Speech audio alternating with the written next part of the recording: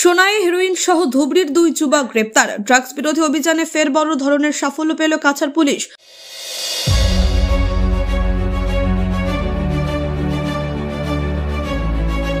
সোনাই থেকে মাদক সহ ধুবড়ীর 2 যুবককে পাকড়াও করল কাছাড় পুলিশ। সোমবার রাতে সোনাইয়ের ধনেহরি প্রথম খণ্ডে এক অভিযান চালিয়ে দুজনকে গ্রেপ্তার করে পুলিশ। গোপন তথ্যের ভিত্তিতে সোনাই থানার ওসি বিশ্বজিৎ নাথ দলবল নিয়ে অভিযানে নামেন।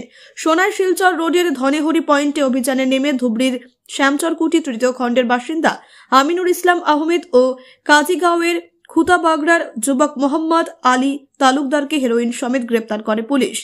তাদের ব্যাগে তল্লাশির সময় সন্দেহভাজন হেরোইন থাকা 14টি সাবানের কেস 775 গ্রাম উদ্ধার করা হয়।